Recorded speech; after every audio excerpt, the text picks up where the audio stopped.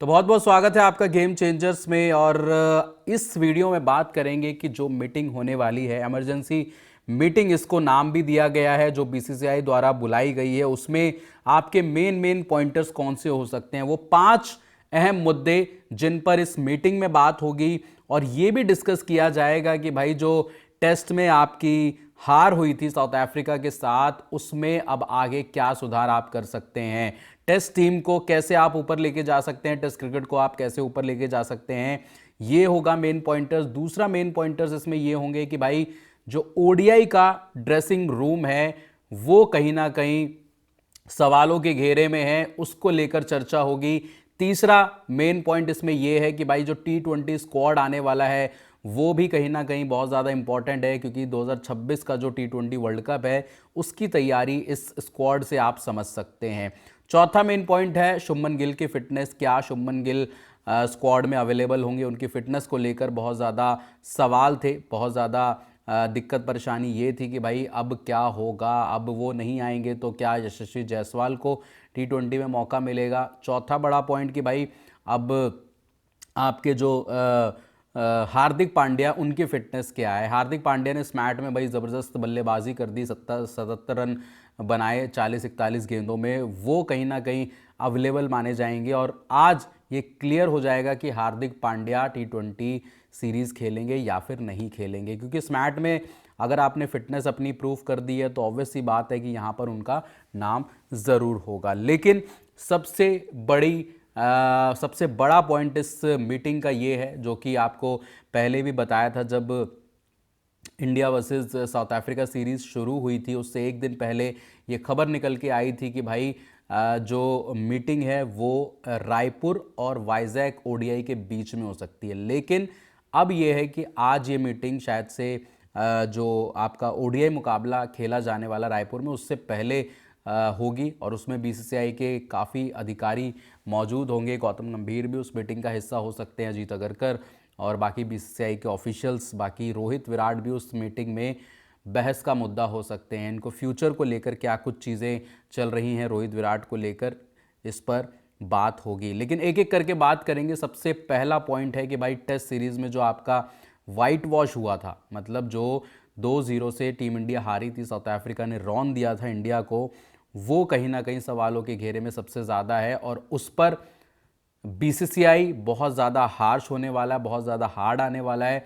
और इसमें सवाल गौतम गंभीर से होंगे, और टीम सिलेक्शन जो करते हैं अजीत अगरकर, चीफ सिलेक्टर जो हैं आपके, उनसे भी होंगे। लोग सोशल मीडिया पर ये भी बोल रहे हैं कि यार अजीत अगरकर आपके जो सिलेक्टर साहब हैं उनको सैक किया जाए, क्योंकि टीम तो वही देते हैं, 15-16 जो भी खिलाड़ी चुने जाते हैं वो अजीत अगरकर देते हैं, उसमें से 11 खिलाड़ी आपके जो हैं वो खिलाते हैं गौतम गंभीर। लेकिन इसमें यार 11 को किस तरीके से खिलाना, ये भी गौतम गंभीर से कोई पूछे ना, ये कप्तान साहब से कोई पूछे, गौतम गंभीर साहब से कोई पूछे। कप्तान तो थे ही नहीं उस सीरीज़ में, खैर उनको इंजरी हो गई थी, शुभमन गिल की मैं बात कर रहा हूँ। ऋषभ पंत एक स्टैंड इन कैप्टन थे, उनका भी दिख गया कि भाई वो कप्तानी नहीं कर सकते, इसलिए उनको नहीं भी बनाया गया।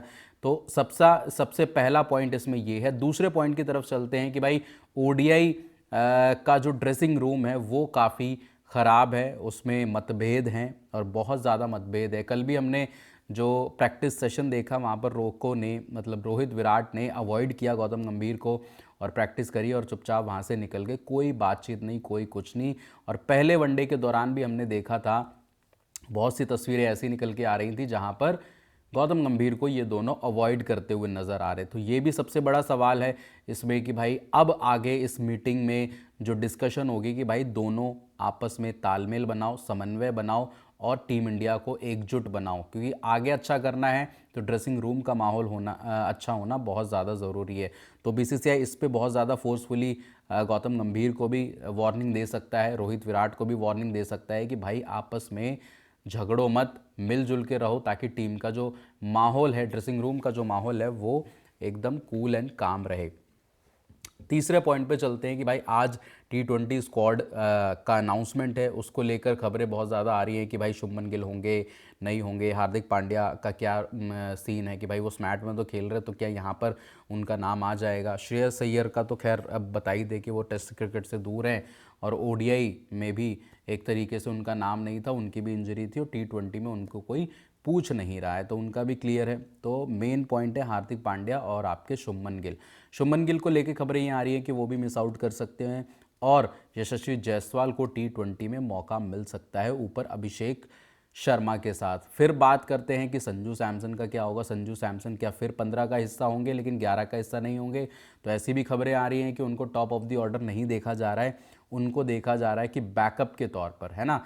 जायसवाल अभिषेक आपके हो जाएंगे मेन ओपनर और बैकअप के तौर पर उनको देखा जा रहा है। तो ये एक बड़ी चीज़ है। और आगे बात करेंगे कि भाई जब स्क्वाड में जो चेंजेस हो सकते हैं, रियान पराग का इंक्लूजन हो सकता है, ऐसी खबरें देखने को मिल रही हैं, सुनने को मिल रही हैं। फिर हार्दिक पांड्या ने कल स्मैट में भाई धागे खोल दिए, मार मार के जो शॉटें लगाई उन्होंने, क्योंकि इससे पहले था ओडीआई में उनका नाम नहीं आया, फिटनेस प्रूव नहीं कर पाए थे, बट T20 में 99.9% आज उनका नाम होना चाहिए क्योंकि परफॉर्मेंस शानदार आ गई है और बढ़िया खेल भी रहे हैं। तो यहाँ से अब जो T20 वर्ल्ड कप की जो तैयारियां हैं वो आपको देखने को मिलेंगी और ये भी देखने को मिलेगा कि अब यहाँ से जो है road to the world cup, जो कहते हैं ना road to the world cup, अब यहाँ से शुरू होने वाला है।